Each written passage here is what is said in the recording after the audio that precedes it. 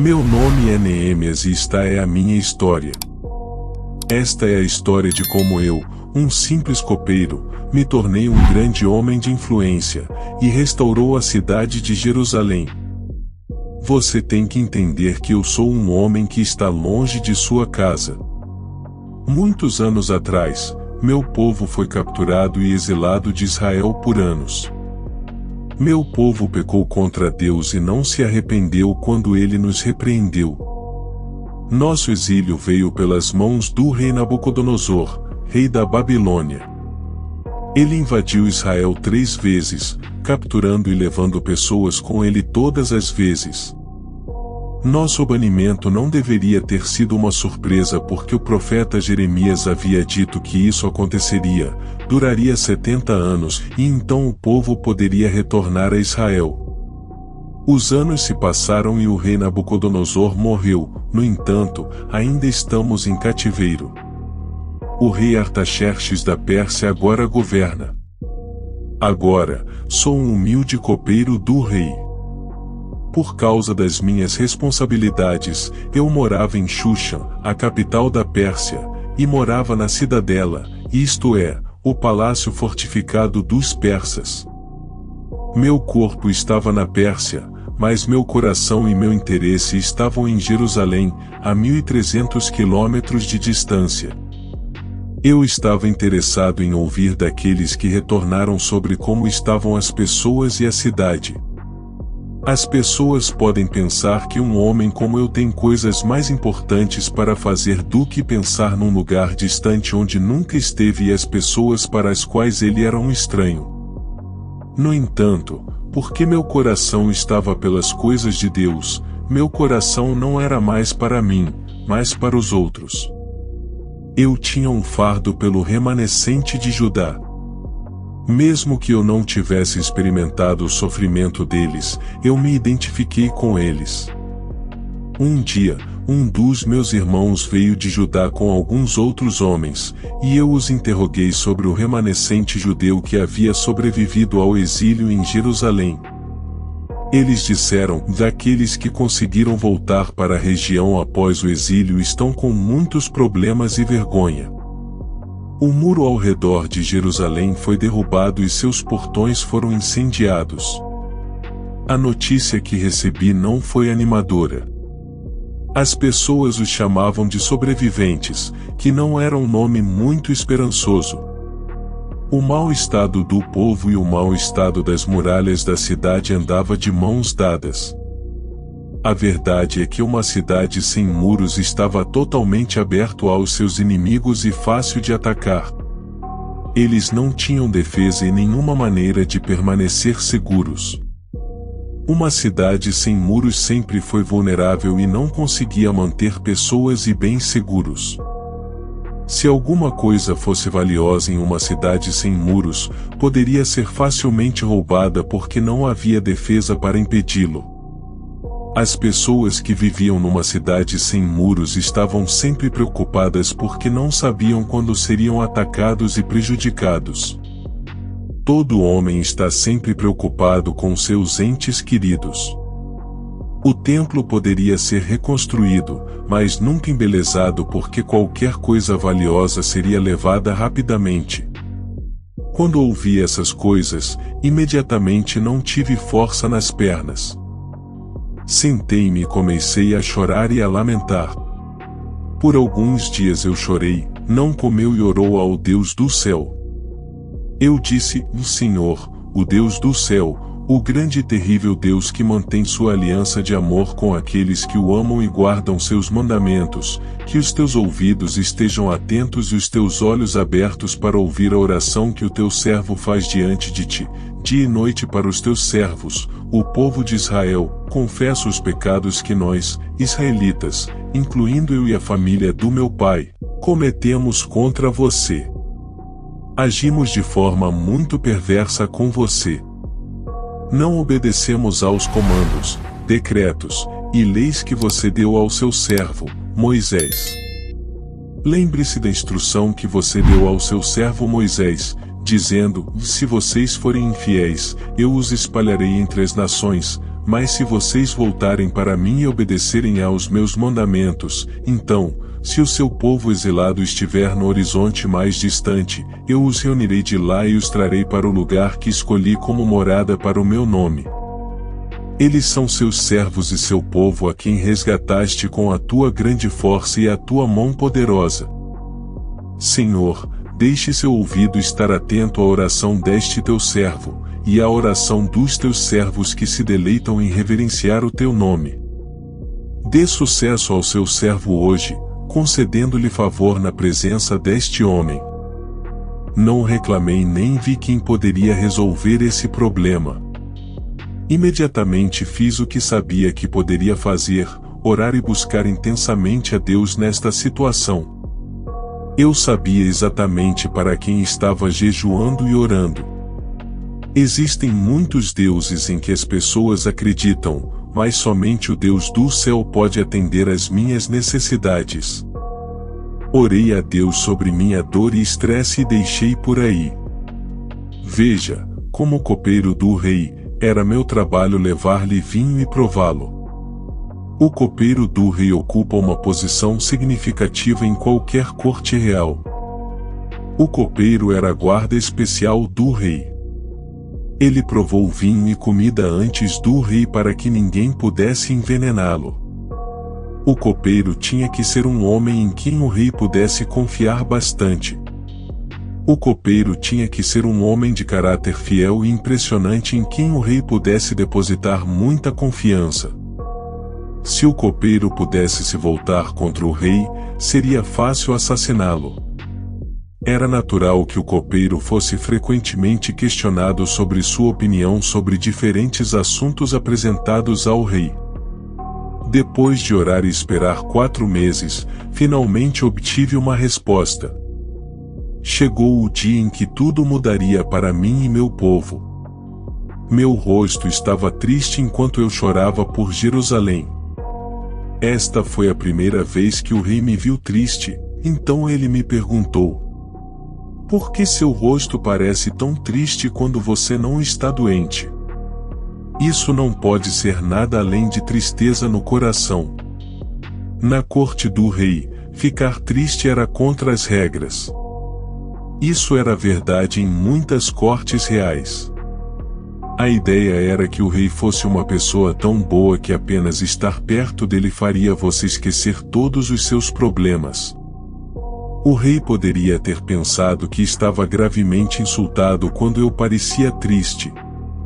Quando o rei disse: "Isso não é nada além de tristeza no coração", eu sabia que o rei tinha notado minha tristeza e que o rei levava isso a sério. As próximas palavras do rei poderiam facilmente ser: "Cortem-lhe a cabeça". Fiquei com muito medo, mas contei ao rei a verdade. Que o rei viva para sempre. Porque meu rosto não deveria parecer triste.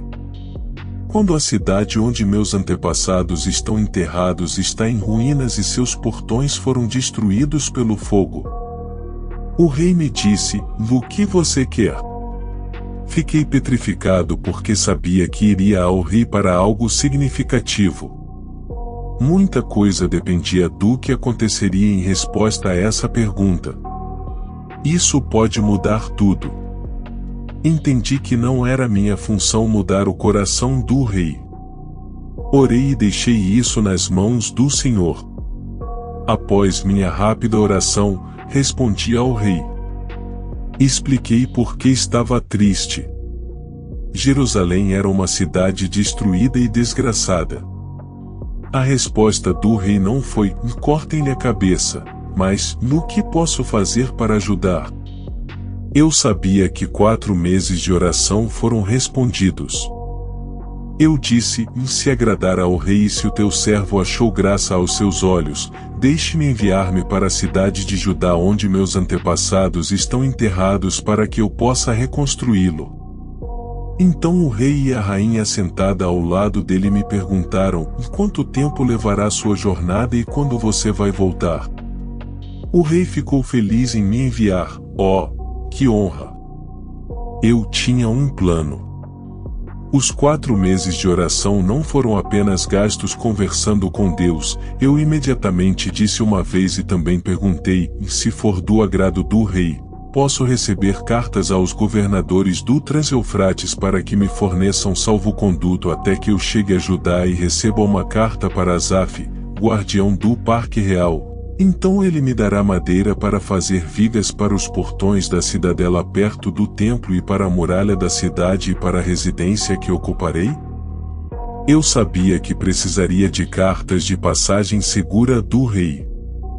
Eu sabia que tipo de materiais seriam necessários. Eu também sabia que trabalho precisava ser feito. Os portões da cidadela, a muralha da cidade, a casa que ocuparei. Não precisei de tempo para fazer mais planos. Os 4 meses foram suficientes. O rei atendeu aos meus pedidos. A mão graciosa do meu Deus estava claramente sobre mim, pois isso só pode ser o poder do Senhor em ação. Agora tudo estava pronto para funcionar. Em seguida, viajei até os governadores da região Trans-Eufrates para entregar-lhes as cartas do rei. O rei também enviou oficiais e comigo cavaleiros do exército. Eu estava pronto.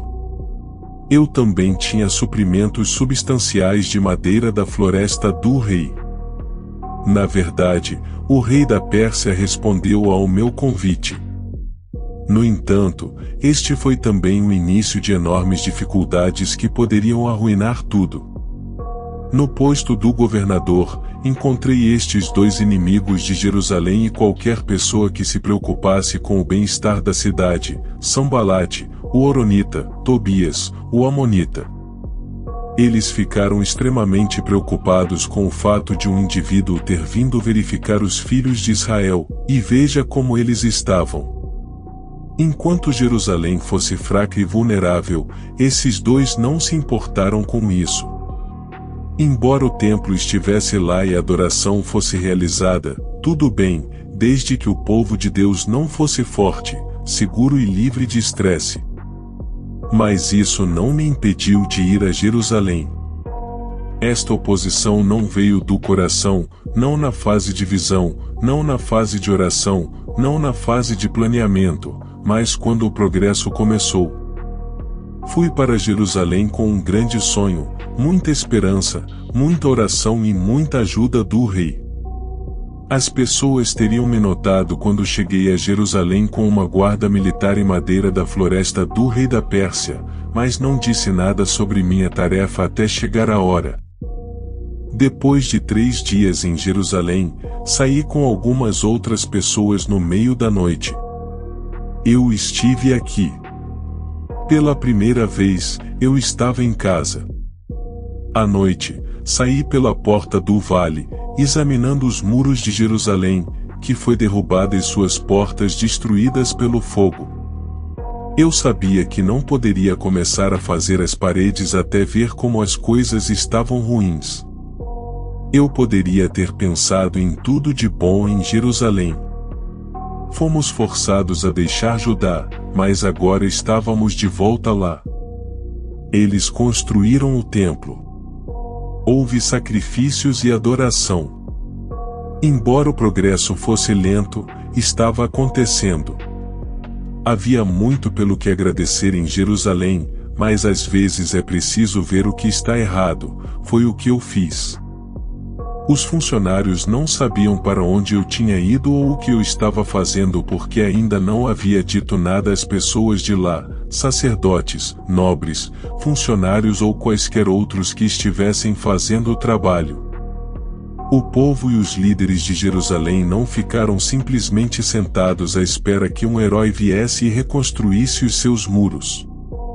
Muito provavelmente, eles aceitaram que era impossível.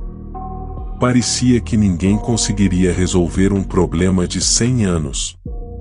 Anos atrás, quando alguém tentava, os inimigos simplesmente os impediam, então eles conviveram com isso. Então eu lhes disse: vocês veem o problema em que estamos. Jerusalém está em ruínas e seus portões foram queimados. Venha, vamos reconstruir o muro de Jerusalém e não estaremos mais em desgraça.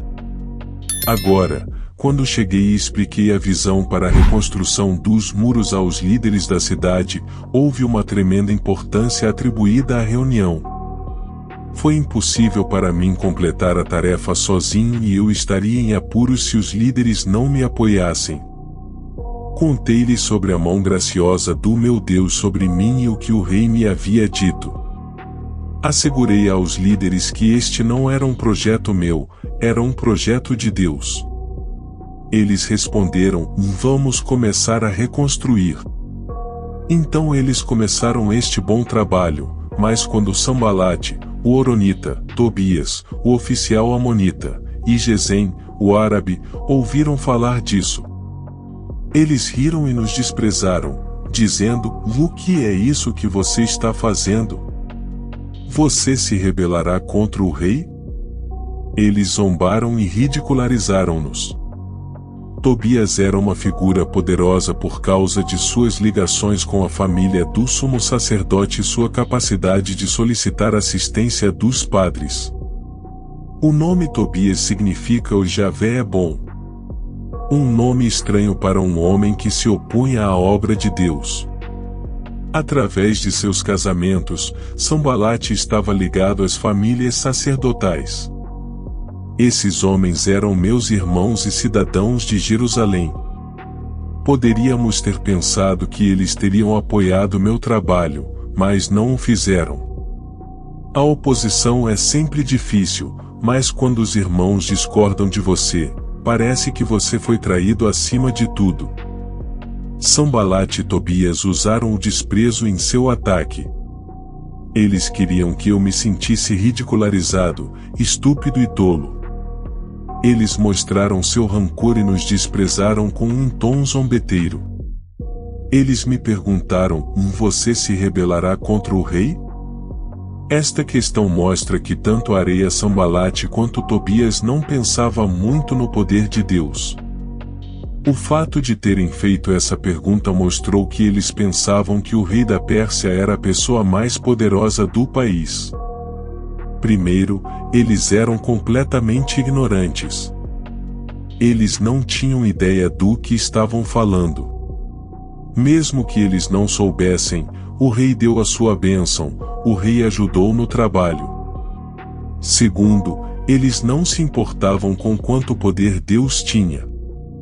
Mesmo que o rei da Pérsia fosse contra esta obra, não importava porque o Deus do céu e da terra era a favor disso. Não me importei com os comentários, então disse a eles: o Deus do céu nos dará sucesso. Nós, seus servos, começaremos a reconstruir. Mas quanto a você, você não tem parte em Jerusalém ou qualquer reivindicação ou direito histórico a ele. Nós construímos. O sumo sacerdote e seus colegas sacerdotes começaram a trabalhar e reconstruíram a Porta das Ovelhas.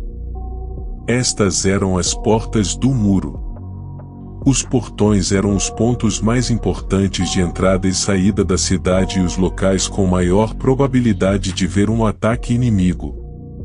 Portanto, o trabalho começou em cada portão e trabalhei a partir daí. Nós então o consagramos. Isso é feito para mostrar que algo é especial e separado para a glória e o cuidado de Deus. Estas portas da cidade foram feitas especialmente para Deus. O padre sabia que Deus queria tudo ser reservado somente para ele e isso incluía as muralhas e portões da cidade. O trabalho de cada homem era importante. Cada pessoa ou família recebeu responsabilidade individual por seu trabalho. Na maioria das vezes, as pessoas aderiram, mas nem todos. Esses senhores da cidade de Tecoa pensaram que eram melhores do que o trabalho duro, então não aderiram. Eles não se submeteriam.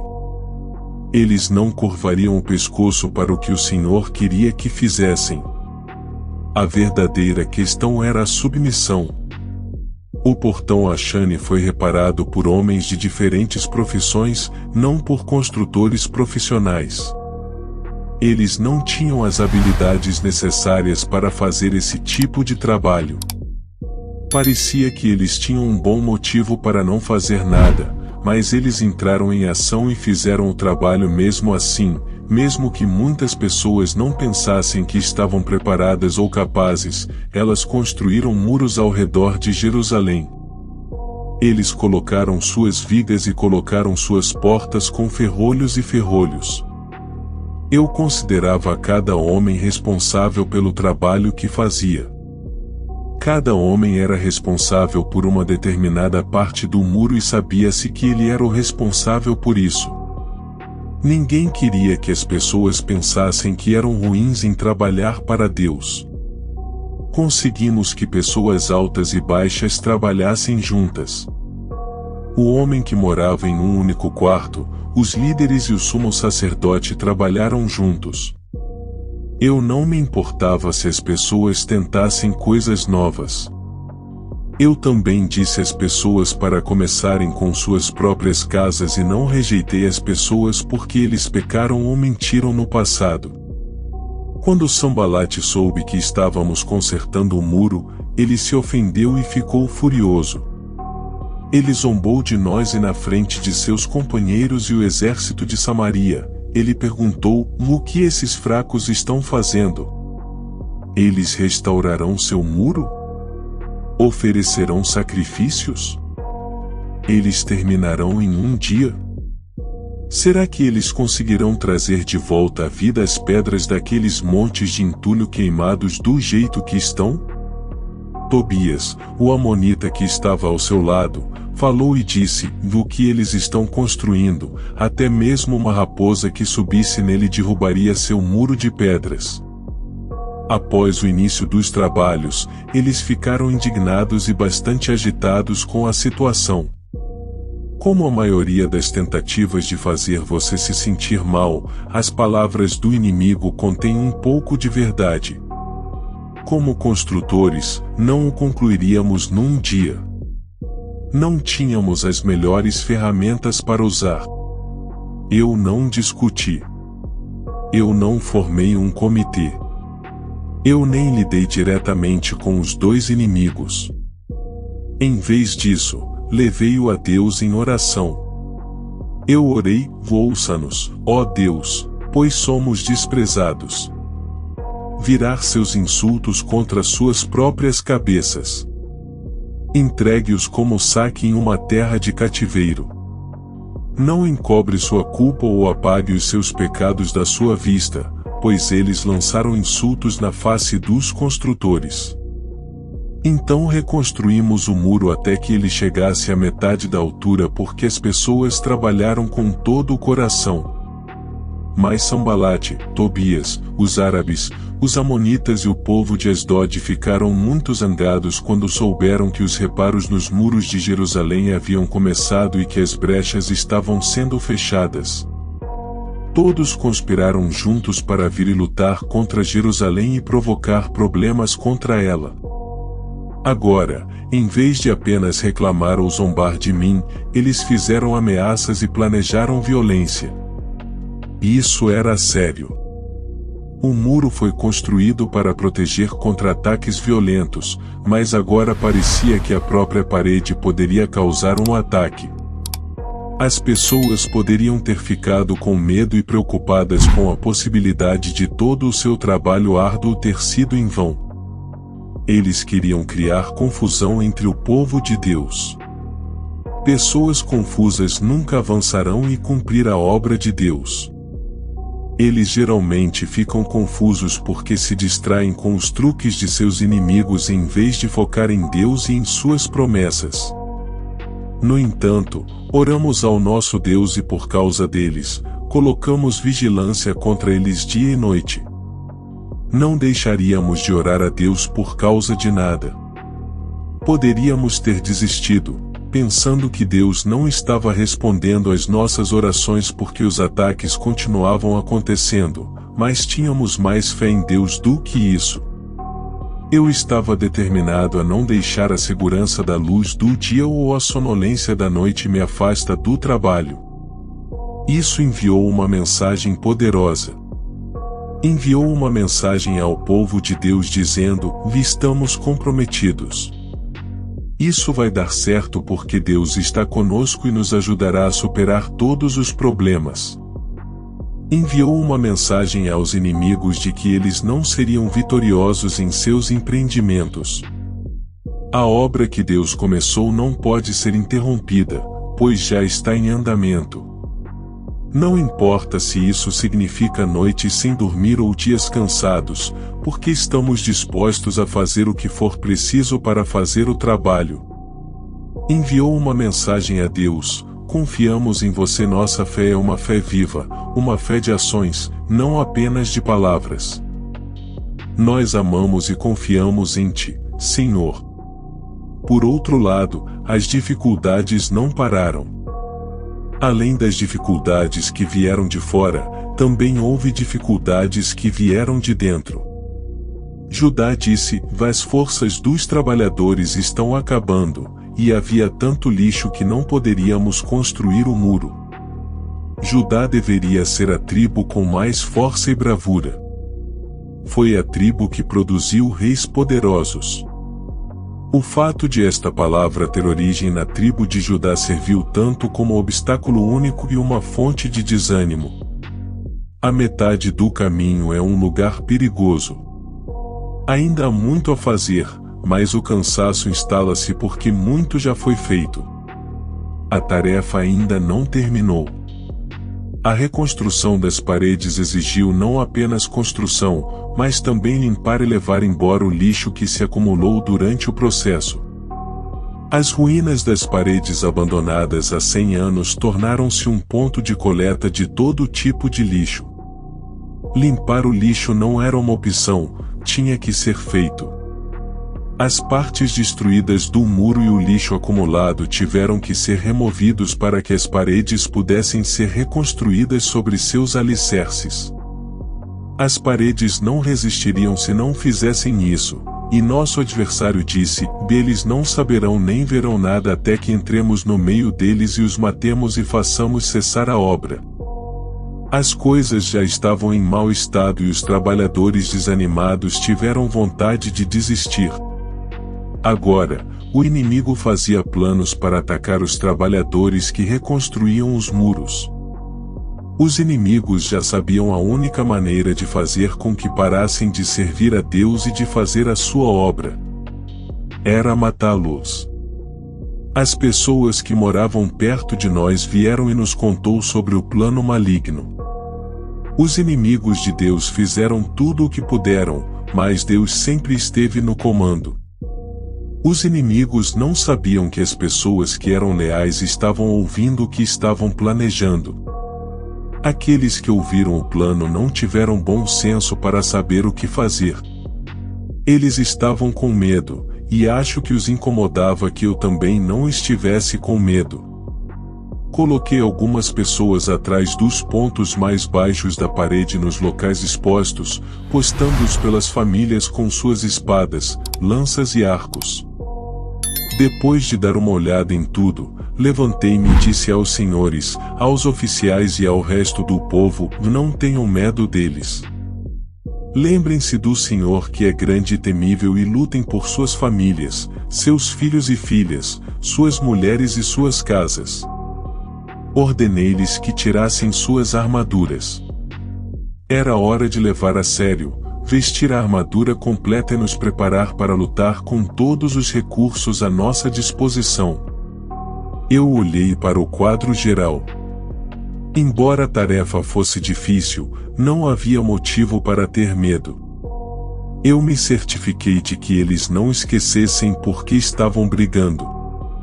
Quando nossos inimigos souberam que estávamos cientes de sua conspiração e que Deus havia frustrado isso, voltamos todos para a parede, cada um para o seu trabalho. Assim que os adversários perceberam as defesas, começaram a recuar. Eles não queriam lutar porque estavam confiantes de que sairiam do lado perdedor. Os inimigos queriam que o povo de Deus lhes proporcionasse uma vitória fácil, deixando de vigiar e estar pronto.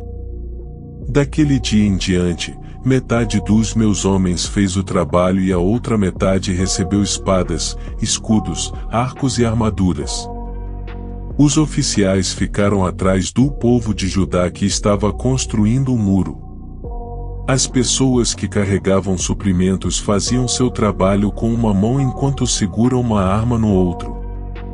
Depois disso, dirigi-me aos nobres, os funcionários e o resto do povo dizendo-lhes: o trabalho é extenso e espalhado, e estamos amplamente separados ao longo da parede. Onde quer que você ouça o som da trombeta, junte-se a nós lá, nosso Deus lutará por nós. Além disso, eu os instruía: faça com que cada homem e seu ajudante fiquem dentro de Jerusalém durante a noite para que possam nos servir como guardas à noite e como trabalhadores durante o dia. Nem eu, nem meus irmãos, nem meus homens, nem os guardas que estavam comigo, tiramos nossas roupas. Cada um tinha sua arma, mesmo quando ia buscar água. Mas então os homens e suas esposas levantaram um grande clamor. Alguns estavam dizendo: nós e nossos filhos e filhas somos numerosos. Para podermos comer e permanecer vivos, precisamos de grãos. Outros diziam: estamos hipotecando nossos campos, nossos vinhedos e nossas casas para obter grãos durante a fome. Tivemos que pedir dinheiro emprestado para pagar os impostos do rei em nossos campos e vinhas. Minha história não é a do dinheiro. No entanto, problemas financeiros afetaram diretamente o trabalho de reconstrução. As pessoas tinham problemas financeiros porque trabalhavam duro nas paredes e não gastavam o mesmo tempo provendo as necessidades de sua família. As pessoas tiveram problemas de dinheiro porque houve fome, o que tornou os alimentos mais caros. E era tão caro que alguns hipotecaram suas propriedades para fornecer alimentos. As pessoas tinham problemas financeiros porque o governo continuava a tributá-las, embora não trabalhassem tanto. E o custo de vida subiu. Esses impostos não foram culpa daqueles que prejudicaram. Nem eu nem o povo agimos como se esses impostos fossem injustos. No entanto, eles ainda eram uma dificuldade. As pessoas estavam tendo dificuldade para fazer face às despesas, uma vez que os empréstimos que contraíam para fazer face às despesas geravam juros, e alguns deles não cumpriram os seus pagamentos. Como resultado disso, algumas pessoas foram forçadas a entregar seus filhos aos credores para trabalharem como servos a fim de saldar suas dívidas. Os ricos estavam usando a crise como uma oportunidade para ganhar dinheiro com os menos afortunados, cobrando taxas de juros de 12% ao ano. Se eu e meu povo não encontrássemos uma maneira, fizéssemos o que Deus queria que fizéssemos em relação ao nosso dinheiro e problemas financeiros, a obra de Deus teria parado sem que uma única flecha seja disparada pelos inimigos de Deus. Então convoquei uma grande reunião para lidar com eles e disse: e na medida do possível, resgatamos nossos companheiros judeus que foram vendidos aos gentios. Agora, você está vendendo seu próprio pessoal, apenas para que eles sejam vendidos de volta para nós. Eles ficaram quietos porque não encontraram nada para dizer. Meus camaradas e eu começamos a conceder empréstimos em dinheiro e grãos aos habitantes locais, e eu disse aos nobres para pararem de cobrar juros. Eu instruí que eles devolvessem seus campos, vinhas, olivais e casas e os juros que lhes cobravam. Todos concordaram e disseram: nós devolveremos e não exigiremos mais nada deles. Faremos o que você diz. Então convoquei os sacerdotes e fiz os nobres e as autoridades prestam juramento de cumprir o que prometeram. Eu também sacudi as dobras do meu manto e disse: desta forma, que Deus tire de sua casa e de seus bens qualquer um que não cumpra esta promessa. Assim, tal pessoa pode ser sacudida e esvaziada. Com isso, toda a assembleia disse, vá amém. E louvou ao Senhor. E o povo fez o que havia prometido. Minha nomeação como governador de Judá ocorreu logo depois, embora nem eu nem meus irmãos já tocou nas rações do governador. Os governadores anteriores tributaram pesadamente a população, extraindo deles 40 ciclos de prata, além das cotas habituais de comida e bebida. Seus assistentes também dominavam o povo. Mas por reverência a Deus, eu não agia assim. Em vez disso, dediquei-me ao trabalho nesta parede. Todos os meus homens estavam reunidos lá para o trabalho. Não adquirimos nenhum terreno. Além disso, havia 150 judeus e autoridades jantando à minha mesa.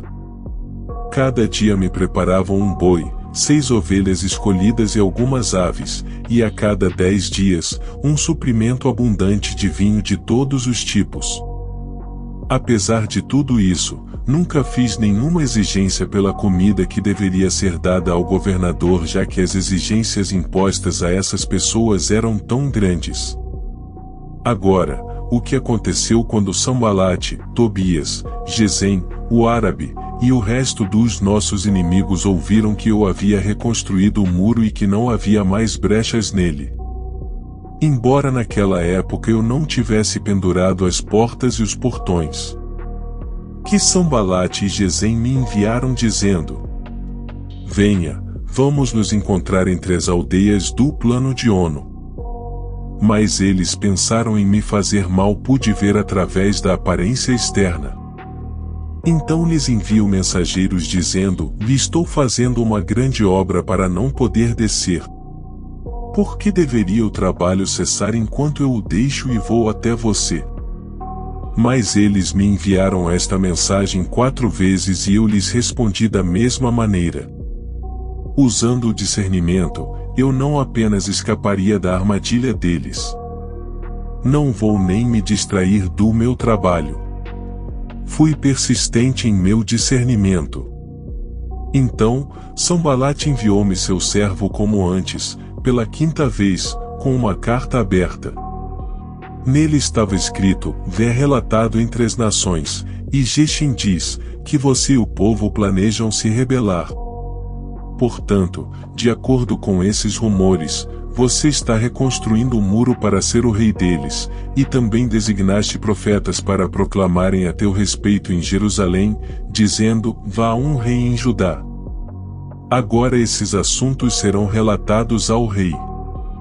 Então venha e vamos consultar juntos. Então eu o enviei dizendo: e não estão sendo feitas as coisas que você diz, mas você os inventa em seu próprio coração. Então todos tentavam nos deixar com medo, dizendo: suas mãos ficarão enfraquecidas no trabalho e isso não será feito. Agora, portanto, ó Deus, fortaleça minhas mãos. Não apresentei uma defesa elaborada tentando provar que Sambalate estava errado ponto por ponto, ele não iria desperdiçar meu tempo. Você não satisfaz homens como Sambalate com fatos, explicações e evidências. Você os satisfaz cedendo às suas demandas, e eu me recusei a fazer isso. Sambalate não seria derrotado se lhe dissessem que era um mentiroso. Tive o discernimento de que a estratégia da calúnia girava em torno do medo e não cederia a isso. Nenhum inimigo pode nos deixar com medo. Tudo o que podem fazer é tentar fazer-nos escolher o medo. Mas cabe a nós recusá-lo. No entanto, as tentativas de assassinato não terminaram. Quando entrei na casa de Semaías, que estava confinado em casa, ele disse: vamos nos encontrar e refugiar-nos juntos na casa de Deus dentro do templo e fechemos as portas do templo porque eles vêm para matar vocês e vêm matar vocês à noite. Mas eu disse: será que um homem como eu deveria fugir com medo e se esconder? Alguém como eu deveria entrar no templo em busca de santuário para salvar sua vida? Eu não irei. Shemaia fez uma tentativa de incutir medo em mim e me convencer a desobedecer a Deus como resultado desse medo. O templo estava fora do alcance de todos que não eram sacerdotes, inclusive eu. Se eu seguisse o conselho de Semaías, estaria desobedecendo a Deus e pecando contra ele. Cheguei à conclusão de que não foi Deus quem o enviou, mas que o inimigo o incumbiu de fazer uma profecia contra mim.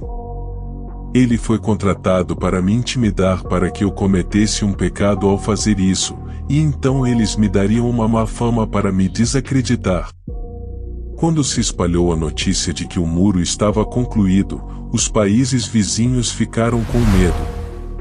E perderam a confiança ao saber que ela havia sido construída com a ajuda de nosso Deus.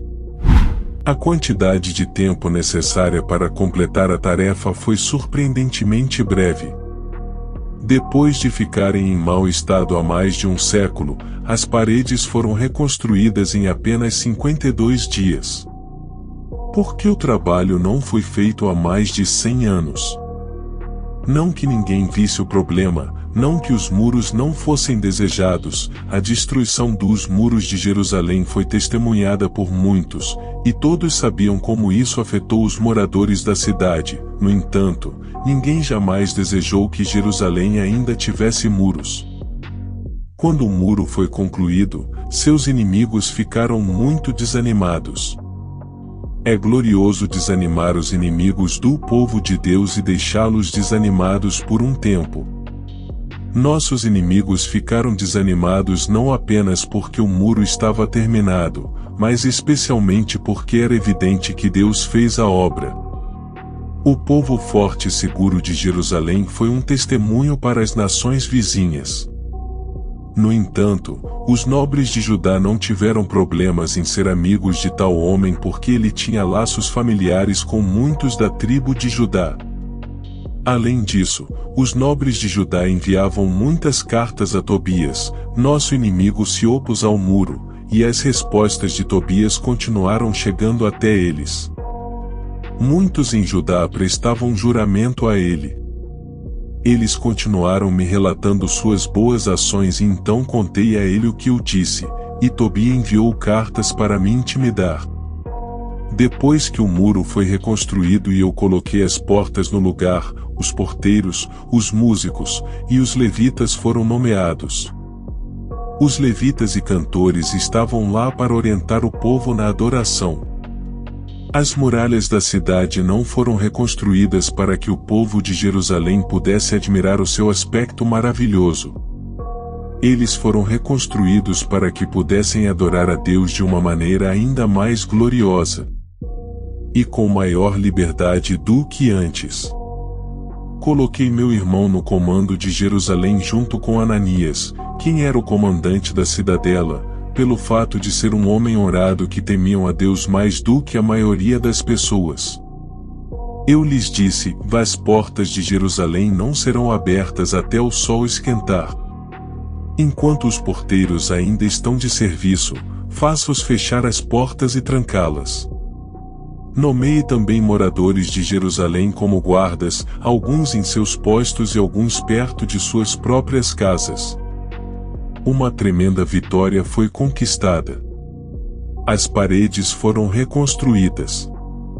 No entanto, as paredes não se protegeriam. Tinha que haver guardas que fizessem bem o seu trabalho, e as paredes tinham que ser vigiadas. Os portões deveriam abrir tarde e fechar cedo porque a segurança era muito importante. Agora, a cidade era grande e aberta, mas não havia muitas pessoas morando ali e as casas não haviam sido reconstruídas. Então meu Deus me disse para reunir os nobres, os líderes e o povo, para que isso e suas árvores genealógicas pudessem ser anotadas. Eu queria que Jerusalém crescesse e prosperasse, mas antes que isso pudesse acontecer, eu precisava saber quem já estava lá. Assim como quando visitei as paredes destruídas, com todos esses eventos, algo grandioso aconteceu. Houve um reavivamento. Todas as pessoas reunidas como um homem na praça aberta em frente ao portão das águas. Eles disseram a Esdras, o escriba, para trazer o livro da lei de Moisés, que o Senhor ordenara a Israel. Esdras foi o homem responsável pela reconstrução do templo e pelo retorno do povo de Deus à adoração. Apenas continuei o trabalho que Esdras havia começado. Então Esdras, o sacerdote pela lei, diante da assembleia de homens e mulheres e de todos os que podiam ouvir com entendimento no primeiro dia do 7º mês. Então ele leu na praça aberta em frente ao portão das águas, de manhã até o meio-dia, diante dos homens e mulheres e daqueles que pudessem entender, e todos os ouvidos de todo o povo estavam atentos ao livro da lei. O livro da lei de Moisés refere-se aos primeiros 5 livros da Bíblia: Gênesis, Êxodo, Levítico, Números e Deuteronômio.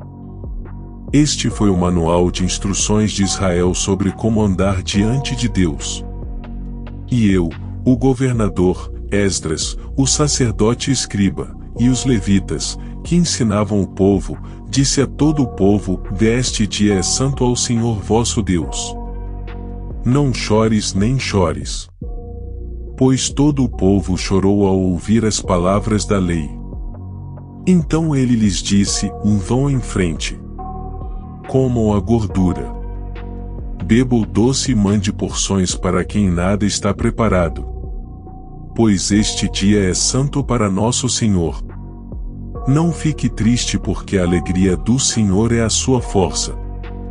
Então os levitas acalmaram todo o povo, dizendo: Acalme-se, pois o dia é santo. Não fique triste. Eu não estava apenas preocupado com a reconstrução externa de Jerusalém, também me dediquei à reforma religiosa de Judá. Vi uma necessidade, levantei-me, tive uma ideia mais clara do que queria fazer, fiz um plano, e consegui que outras pessoas se juntassem a mim em minha causa. Eu sou um testemunho de fidelidade e perseverança. Eu morava longe de casa, mas nunca deixei de ter esperança de poder voltar. Passei a maior parte da minha vida no exílio, num país onde as pessoas não acreditavam em Deus. Mas nunca deixei de acreditar no Deus de Abraão, Isaque e Jacó. Fui um guerreiro de oração que trouxe tudo a Deus em oração e orou pelo meu povo. Fiquei orado pelo meu trabalho duro e persistência. Eu me importava muito com meu povo, que nunca deixei de esperar pelo seu regresso, não só ao nosso país, mas ao Deus que primeiro chamou nosso antepassado Abraão da mesma região e fez um pacto com ele, que eu acreditava que duraria para sempre. Meu nome é Neemias e esta é a minha história.